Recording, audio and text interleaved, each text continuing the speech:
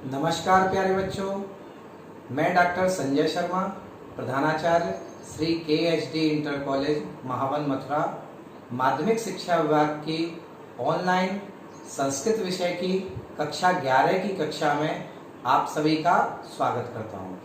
बच्चों, आज हम इस संस्कृत विषय की कक्षा में संस्कृत विषय में निर्धारित रघुवंश महाकाव्य के द्वितीय सर्ग का अध्ययन करेंगे। बच्चों, यह हमारा इस विषय का दूसरा अध्ययन है। इससे पूर्व के अध्ययन में हमने रघुवंश महाकाव्य के द्वितीय सर्ग के अंतर्गत 6 नंबर और 7 नंबर श्लोकों का अध्ययन किया। अब उसके आगे के श्लोकों का अध्ययन करेंगे। बच्चों, अध्ययन प्रारंभ करने से पूर्व एक बार पुनः मैं इस अध्ययन के उद्देश्यों पर प्रकाश डालना चाहता हूं। तो आइए देखते हैं इस अध्ययन के उद्देश्य। बच्चों, इस रघुवंश महाकाव्य के अध्ययन के उद्देश्य संस्कृत पद्य साहित्य का जो विधा है उस विधा का परिचय प्राप्त करना, श्लोकों के स्वयं शब्दार्थ, भावार्थ एवं संस्कृत व्याख्या करने की क्षमता का विकास करना, श्लोकों के सस्वर वाचन के द्वारा संस्कृत अध्ययन के प्रति रुचि उत्पन्न करना, और चौथा सबसे महत्वपूर्ण जो हमारा उद्देश्य है वो भावी परीक्षा में अंक विभाजन की दृष्टि से तैयारी करने में सहायता प्रदान करना। बच्चों, इससे पूर्व के जो अध्ययन था उसमें हमने अंक विभाजन देखा था। अंक विभाजन इस रघुवंश महाकाव्य के द्वितीय सर्ग का 20 अंकों का है, जिसमें हिंदी व्याख्या संदर्भ सहित 7 अंक की आती है, संस्कृत व्याख्या संदर्भ सहित भी 7 अंक की आती है, कवि का परिचय वह 4 अंक का आता है, और बहुविकल्पीय प्रश्न यह 2 नंबर के आते हैं।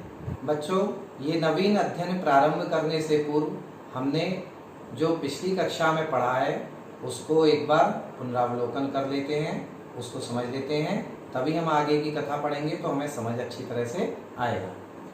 तो देखिए बच्चों, श्लोक संख्या 6 में छाया के समान राजा दिलीप का नंदिनी गाय के खड़े होने का, यानी राजा दिलीप नंदिनी गाय जब खड़ी हो रही थी तो खड़े हो रहे थे, चलने पर चलने का और बैठने पर बैठने का, तथा जल पीने पर जल पीने का इच्छुक होने का वर्णन किया गया था।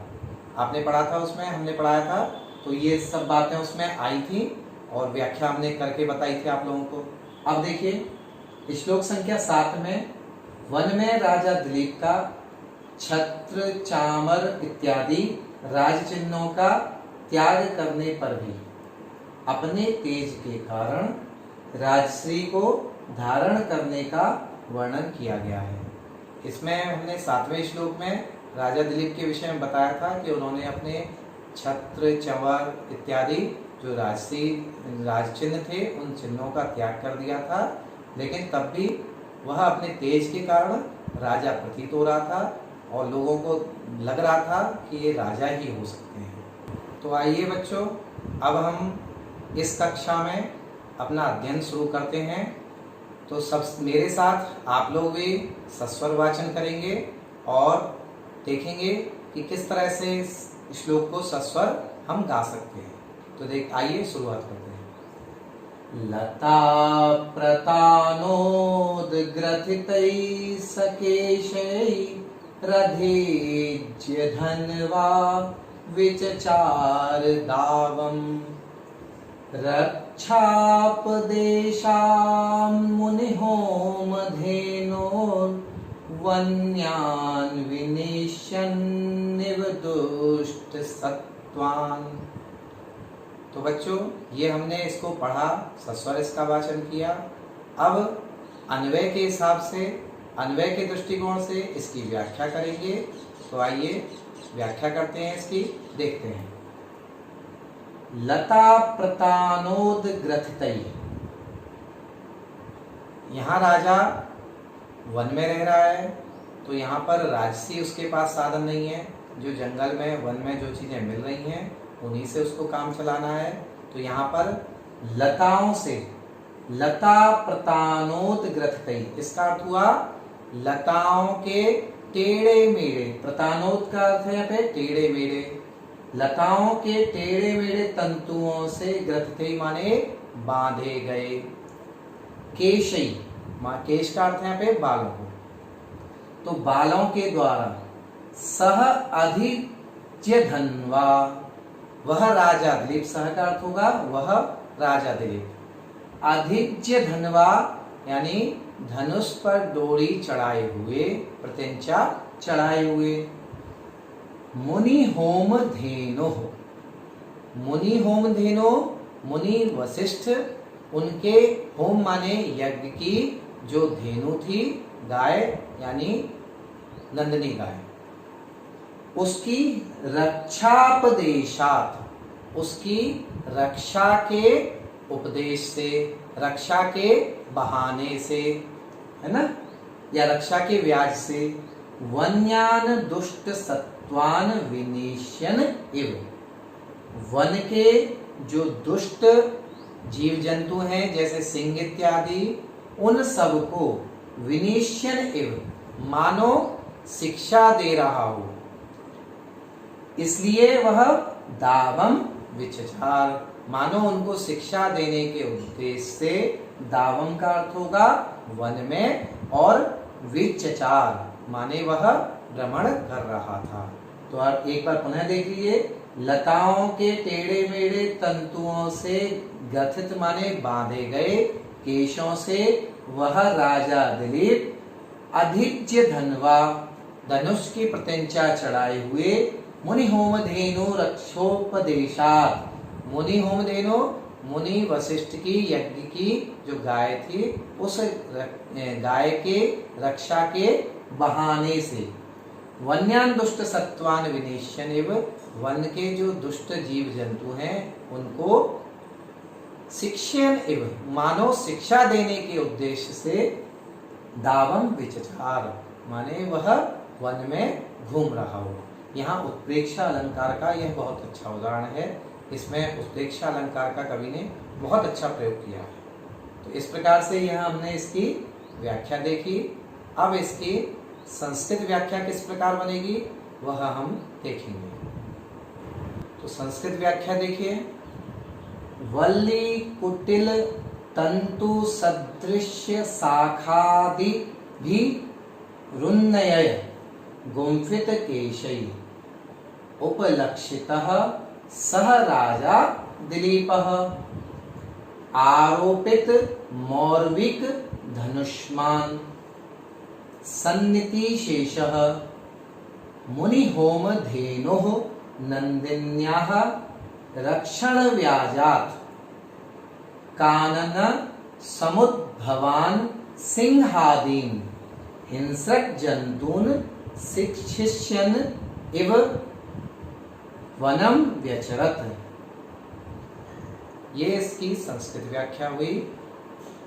हम इस प्रकार से संस्कृत व्याख्या करके परीक्षा में लिख सकते हैं और आप अपने माध्यम से अपने शब्दों में भी संस्कृत व्याख्या कर सकते हैं। आवश्यक नहीं है आप यही पढ़ें, आप अपने अनुसार भी संस्कृत भावों को व्यक्त कर सकते हैं। अब 9वें श्लोक में हम देखेंगे कि इसमें क्या वर्णन है। इस श्लोक में वर्णन किया गया है कि वन में जो वृक्ष पशु पक्षी इत्यादि हैं उनके द्वारा भी राजा दिलीप का गुणगान किया जा रहा है, उसकी जय जयकार की जा रही है। तो देखिए मेरे साथ आप लोग भी सस्वर इसका वाचन करेंगे और सीखेंगे। विशिष्ट्य पार्श्वानुचरस्य तस्य पार्श्वद्रुमा पार्श्वभृता समस्य उदीरयामास ऋवोन्मदाना मालोक शब्दम वयसाम विरावै।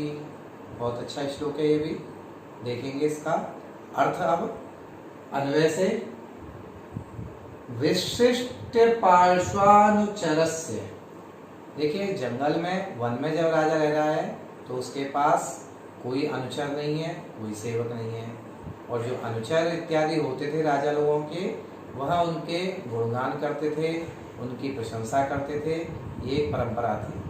तो जंगल में क्योंकि वन में कोई भी अनुचर नहीं है, कोई भी सेवक नहीं है, तो वहाँ तो विशिष्ट पार्श्वानुचरस्य, उस राजा ने अपने जो अनुचर हैं उन सब अनुचरों को छोड़ दिया है, त्याग दिया है वहां पे। फिर पाशभृता समस्य, तो वरुण, पाशभृता का अर्थ है वरुण, वरुण के समान, वो राजा किसके समान है? वरुण के समान। तो वरुण के समान तस्य पार्श्वद्रुमा, उस राजा दिलीप के पार्श्वद्रुमा, पास में स्थित जो द्रुम माने वृक्ष, वृक्ष है, उन्होंने उन्मदानाम वयसाम विरावै, उन्होंने उन्मत्त, उन्मत्त वयसाम विरावै, वयसाम का अर्थ है यहाँ पे पक्षी, और विरावै का अर्थ है शब्द, उनकी आवाज, पक्षियों की आवाज को विरावै यहाँ पे प्रयोग किया गया है। तो उन्मत्त पक्षियों के विरावै माने आवाज से, उनकी ध्वनि से, आलोक शब्दम उदीरयामासु इव, मानो आलोक शब्दम, आलोक शब्दम का अर्थ है जय जयकार, जय शब्द का उदीरयामासु इव, मानो उन्होंने जय शब्द का उच्चारण किया है। यह यहाँ पर इसका अर्थ निकला। एक बार पुनः देख लीजिए। विशिष्ट पार्श्वानुचरस्य, देखिए विशिष्ट पार्श्वानुचरस्य यहाँ है ना, इसका अर्थ होगा पास में स्थित जिसने अपने अनुचरों को छोड़ दिया है। पाशभृता, ये पाशभृता माने वरुण के समस्य माने समान, पार्श्वद्रुम तस्य, उस राजा दिलीप के, पार्श्वद्रुमा पास में स्थित जो वृक्ष हैं उन वृक्षों ने उन्मदानाम, उन्मदानाम माने उन्मत्त, वयसाम विरावै, पक्षियों के शब्द से, आलोक शब्दम, आलोक शब्दम ये है, मालोक शब्दम है, ये आलोक शब्दम है वैसे मूल रूप है। तो आलोक शब्दम उदीरयामासु रे, मानो आलोक शब्द का, जय शब्द का उच्चारण किया हो। यहाँ पर भी उत्प्रेक्षा अलंकार है। अब इस श्लोक की हमने हिंदी में व्याख्या देखी। संदर्भ आप स्वयं लिख दीजिए, संदर्भ में ग्रंथ का नाम और लेखक का नाम और थोड़ा सा प्रसंग इसमें देख सकते हैं आप, उससे और उसके पश्चात आप इसकी व्याख्या लिख सकते हैं। अब इसके पश्चात हम संस्कृत व्याख्या देखेंगे। संस्कृत व्याख्या इसकी किस प्रकार बनेगी, तो आइए देखते हैं संस्कृत व्याख्या। तो बच्चों, इस श्लोक पर संस्कृत व्याख्या इस तरह से बना सकते हैं आप। यदा राजमंदिरे, राजमंदिरे अर्थात राजप्रसादे, सेवका मंगल ध्वनि भी तम संवर्धयन्ति स्म, तदा अरण्ये, अरण्ये वने, अरण्ये अपि तन्निकटवर्तिनः तरवः, तरवः वृक्षाः, पार्श्वचर विहीनम, पार्श्वचर विहीनम वरुणवत् प्रभावशालिनम तम नृपम मत्त खग कुल कूजित रूपेण जय शब्देन संवर्धयामासु इति भावः। यह हमने संस्कृत व्याख्या करी। आप अपने हिसाब से भी, अपने अनुसार भी इसके अपने भावों को संस्कृत में लिख सकते हैं। उसके लिए मैंने पूर्व में भी आपको बताया था कि आपको अनुवाद पर पकड़ होनी चाहिए। अनुवाद अगर आपके अच्छे हैं तो आप अपने भावों को संस्कृत में व्यक्त कर सकते हैं।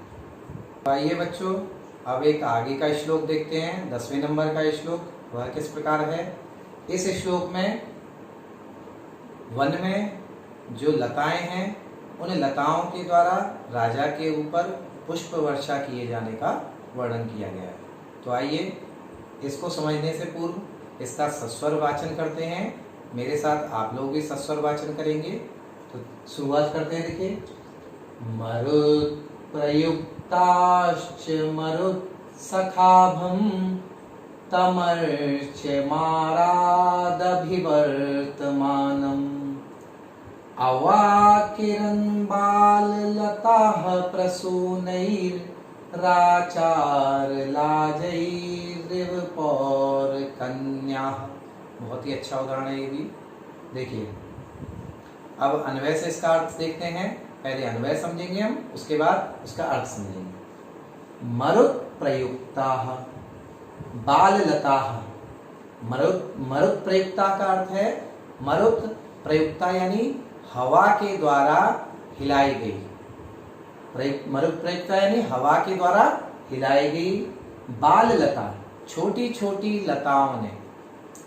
आरात माने समीप में, अभिवर्तमानम समीप में जो उनके विद्यमान था, उपस्थित था। यहाँ पर कौन है?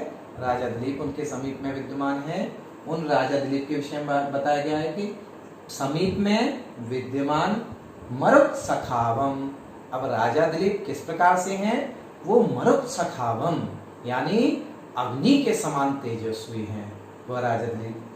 तो ऐसे अग्नि के समान तेजस्वी अर्च्यम, अर्च्यम का अर्थ है यहाँ पे तेजस्वी, तेजस्वी तम माने उन राजा दिलीप की। प्रसूनई, प्रसून का अर्थ तो आप जानते ही हैं, पुष्प, पुष्पों के द्वारा। पौर कन्या आचार लाजे एव अवाकिरन। देखिए, जब किसी नगर में कोई श्रेष्ठ व्यक्ति या राजा इत्यादि जाते हैं तो वहाँ नगर की कन्याएं उनके ऊपर जो धान के लावे होते हैं उनको बिखेरती हैं। ये प्राचीन परंपरा रही थी। तो वहाँ पर उनके ऊपर धान के जो लावे बिखेरे जाते थे। लेकिन यहाँ पर वन में ये सब संभव नहीं है। लेकिन कवि ने यहाँ पर कितना अच्छा उदाहरण उनका दिया है, कितनी अच्छी उनकी उपमा दी है।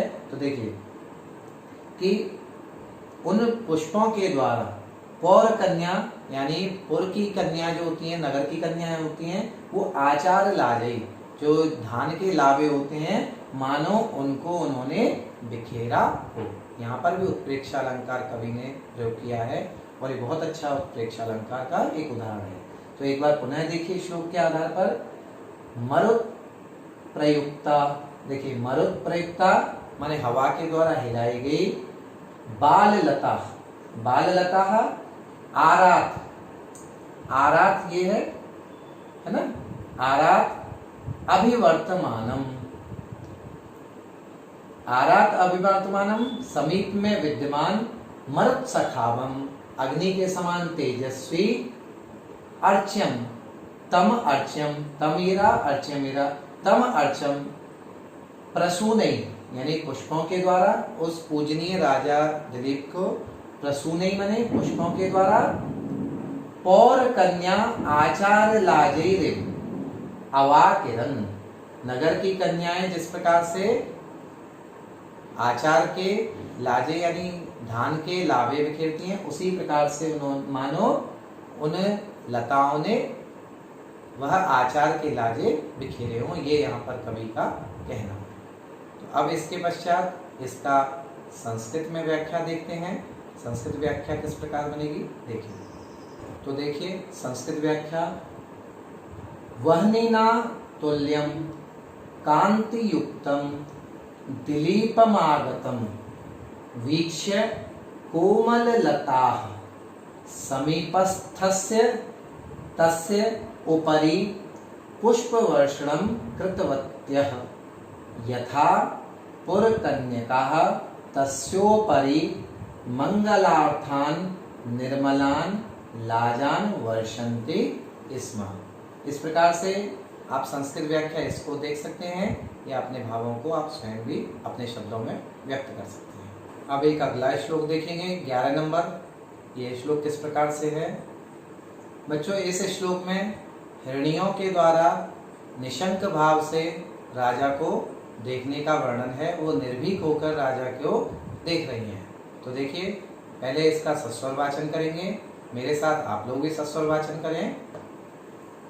धनुर्भृतोऽप्यस्य दयार्द भाव माख्यातमन्तः कर्णैर्विशङ्कै विलोकयन्त्यो वपुराक्षराणां प्रकाम विस्तार फलम हरिण्यः। देखिए अब इसका अर्थ देखते हैं, व्याख्या देखते हैं इसकी किस प्रकार से बनेगी। धनुर्भृतः अपि, यहाँ पर राजा ने वन में धनुष धारण कर रखा है। तो धनुष धारण किए होने पर भी अस्य विशंकै अंतःकरणै, अस्य माने इस राजा दिलीप के, विशंकै अंतःकरणै दयार्द भावम आख्यातम, इसके निडरता अंतःकरण से दया का भाव प्रकट हो रहा था। तो ऐसे राजा के वपुः माने शरीर को, विलोकयन्त्यः, ऐसे राजा दिलीप के शरीर को देखती हुई, राजा दिलीप को देखती हुई, हरिण्यः अक्षणाम, हिरणियों ने अपनी अक्षणाम प्रकाम विस्तार फलम आपुः, माने हिरणियों ने अपने नेत्रों के बड़े होने का फल प्राप्त कर लिया है।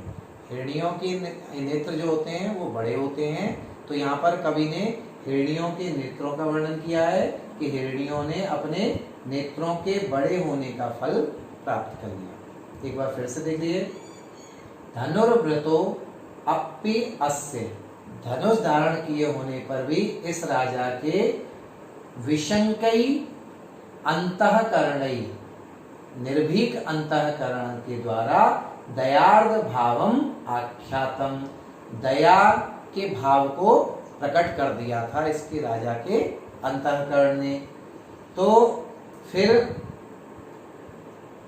वपुः विलोकयन्त्यो, इस राजा के शरीर, वपु का अर्थ होता है शरीर, शरीर को विलोकयन्त्यो माने देखते हुए, हरिण्यः माने हिरणियों ने, प्रकाम विस्तार फलम आपुः माने अपने नेत्रों के बड़े होने का फल प्राप्त किया।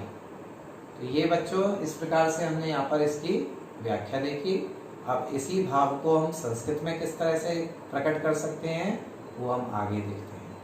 इस श्लोक के भाव को हम संस्कृत में इस प्रकार प्रकट करेंगे, धनुर्धारिणाम अपि तमान्तयन्तः विलोक्य यतो भीतानामपि हिरणीनां मनसि भयमात्रमपि न जज्ञे, अतएव ताः विबुधिरे यद अयं नृपः यद्यपि भीषण चापं धत्ते तथापि अस्य हृदये दया अस्ति, अतएव ताः नृपस्य मनोहरां मूर्तिं पश्यन्त्यः स्वस्य नयनानां विशालतायाः सफलताम् अधिजग्मुः।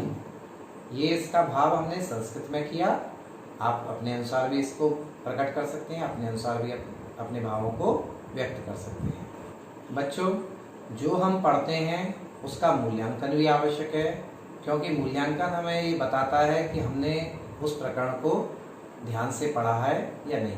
तो यहाँ पर मैं गृह कार्य के रूप में आपको कुछ प्रश्न दे रहा हूँ, वस्तुनिष्ठ प्रश्न है ये। इन वस्तुनिष्ठ प्रश्नों के उत्तर आप स्वयं देंगे तो आपको ज्ञात होगा कि आपने जो पढ़ा है वो आपने आत्मसात किया है या नहीं, क्योंकि जब आप अच्छी तरह से उस चीज़ को पढ़ लेंगे तो आप इन प्रश्नों के उत्तर दे पाएंगे। तो आइए देखते हैं इन प्रश्नों को।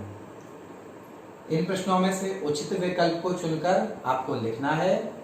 तो सबसे पहला प्रश्न है, दिलीपः दुष्ट सत्वान विनेश्यनिव पुत्र विचचार, यानी दिलीप दुष्ट सत्वान, दुष्ट जंतुओं को शिक्षा देने के लिए कुत्र माने कहाँ पर घूम रहा था। तो इसके 4 विकल्प हैं, 4 विकल्पों में से जो सही विकल्प हो उसको आप लिखेंगे। पहला है नगरम, दूसरा नदीम, तीसरा दावम और चौथा वृक्षम।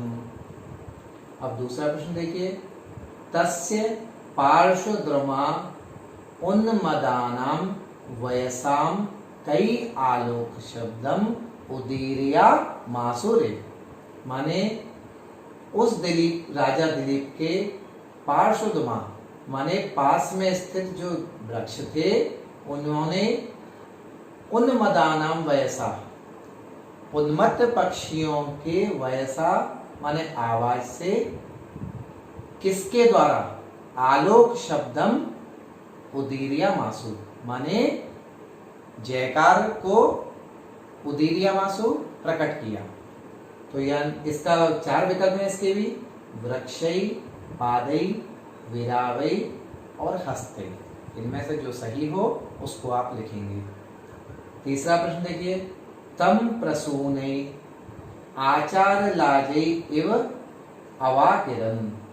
उस राजा दिलीप के प्रसूनै माने पुष्पों के द्वारा, आचार लाजै इव, आचार के यानी धान के जो लावे होते हैं उन लाजों के समान, अवाकिरन माने बिखेरा था। किसने बिखेरा था? यहाँ पर 4 विकल्प हैं। इन 4 विकल्पों में से आप सही जो विकल्प है उसको बताएंगे। पौरकन्याः, युवतयः, महिलाः, मित्राणि। एक अन्य प्रश्न देखिए, काह अक्षिणाम प्रकाम विस्तार फलम आपुः।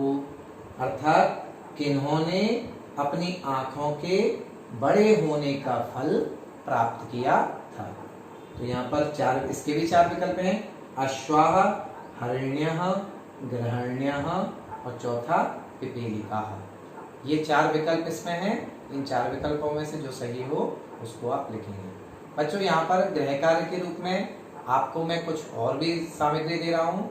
गृह कार्य के रूप में आपने जो श्लोक आज पढ़े हैं उनका अध्ययन करेंगे, स्वाध्याय करेंगे आप, और इसके साथ साथ आप इसके आगे के जो श्लोक हैं उन श्लोकों का स्वयं अध्ययन करेंगे, स्वाध्याय करेंगे, जिससे कि हम जब आगामी कक्षा में आपसे मिलेंगे तो आपको यह प्रकरण और अच्छी तरह समझ आएगा। तो इसलिए बच्चों आप स्वाध्याय करिए, स्वयं पढ़िए और स्वयं समझिए, और उसके बाद जब आप गुरुमुख से सुनेंगे तो आपको वह प्रकरण बिल्कुल कंठस्थ हो जाएगा, वो आपके स्मृति पटल से कभी धूमिल नहीं होगा। इसलिए आप स्वाध्याय अवश्य करिए। बच्चों, अध्ययन समाप्त करने से पूर्व मैं आपको पुनः स्मरण कराना चाहता हूँ कि यह हमारा उद्देश्य, इस संस्कृत पद्य को पढ़ने का सबसे पहला उद्देश्य हमारा था संस्कृत पद्य साहित्य की विधा का परिचय प्राप्त करना। दूसरा उद्देश्य हमारा था सस्वर वाचन के द्वारा हम ये देखेंगे कि हमें संस्कृत पढ़ने में रुचि उत्पन्न होती है। सस्वर वाचन के द्वारा एक किसी भी पद्य को आप सामान्य रूप से पढ़िए, और सस्वर जब उसका वाचन करेंगे तो आप स्वयं अनुभव करेंगे कि वह पद्य आपको सामान्य की अपेक्षा सस्वर वाचन करने में अच्छा लग रहा है, और उसका सस्वर वाचन करने से वह आपको कंठस्थ भी हो रहा है। साथ के साथ इसके साथ जो हमारा सबसे महत्वपूर्ण उद्देश्य है वह आगामी परीक्षा में अंक विभाजन के अनुसार हम ये देखेंगे कि हमें किस प्रश्न को कितना अंक निर्धारित है उसका, और उसके हिसाब से हम उसके उत्तर परीक्षा में लिखेंगे। तो बच्चों इस प्रकार से ये उद्देश्य थे हमारे। इस प्रकार बच्चों अब ये अध्ययन यही समाप्त हो रहा है। आगामी अध्ययन में आपसे पुनः मुलाकात होगी, फिर से मिलेंगे। तब तक के लिए नमस्कार।